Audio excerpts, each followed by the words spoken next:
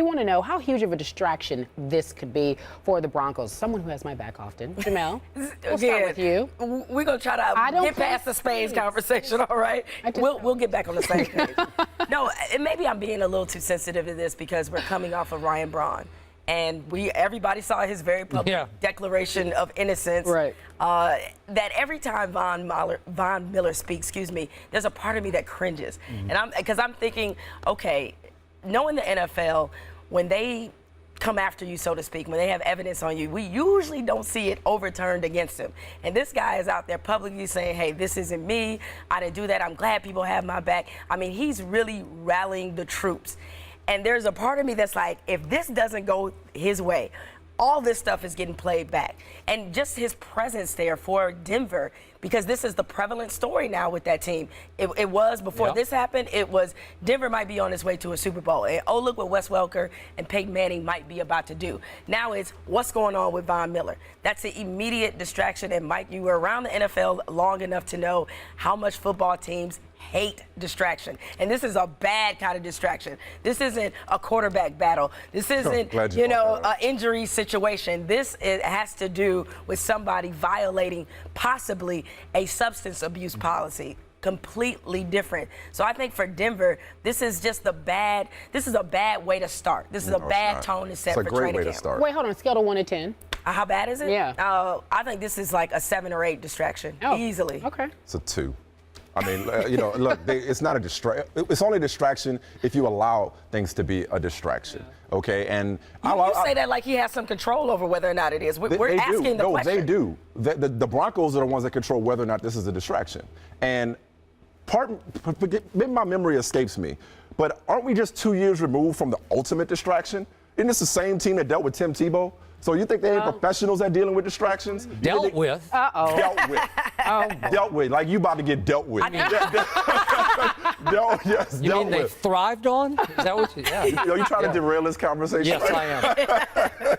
Are we going to talk about Tim Tebow today? Oh, that's later. That's coming up later. But in all jokes aside, and that was a 10. And he did really good things for that team. His 1 year as a starter. All jokes aside, in all fairness. But I mean, obviously, there's a lot of attention that comes with Tim Tebow. You would acknowledge that. So I love what Peyton Manning had to say. That you know what.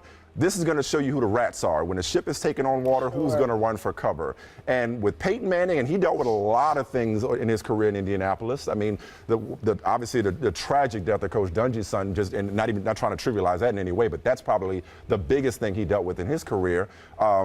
These guys, these are professionals. This is a veteran football team. Wes Welker's dealt with things in New England. So Von Miller, his presence on the field will be missed if he is indeed suspended for the first 4 games.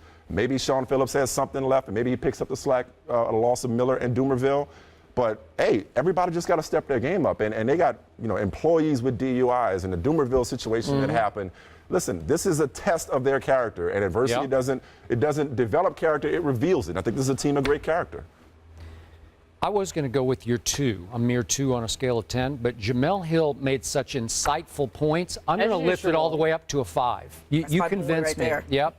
Jemele is just spouting knowledge. She's give her some depth. You got to give him some depth. I might just slide over there, but we got a little partition. You are not the better half of the his and hers. You know I am. You know I am. I don't she is. Here's the new his and hers. Yeah, there we go. You want to downgrade the podcast? Be my guest. I like that. I'm just messing with you, dog. No, don't take it back. Stay soft. Here's perfume, you would stink. But anyway, go ahead. Problem. What's up? This isn't an on-the-field problem because I do believe they could miss him for 4 games and be just fine because I think they are going to score like crazy with Wes Welker on that offense. We talked about the Washington offense in the NFC, that could be the best, but overall this is going to be explosive. Peyton's going to be even better than he was a year ago. But he was so adamant, Von Miller, and he's such a good kid. We've had him on here, and he comes from a good family. It's hard to sort of fathom this, but can you judge the book by its cover? I don't know. Like you say, Ryan Braun, we're all prisoners of that moment. And now you've got Peyton texting him, I'm behind you.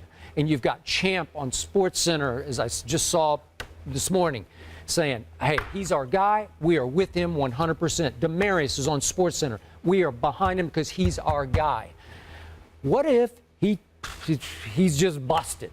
Well, then what are they all going to say? Because they're going to have to then repeat what they said or back off what they said, whichever way it is. Necessarily. But it puts them in a bad spot. I'll say they're going to be in a bad position. Yeah, Not it's necessarily, just tricky. because there's a difference between losing trust or faith in a guy or a guy being flat out dirty and a guy failing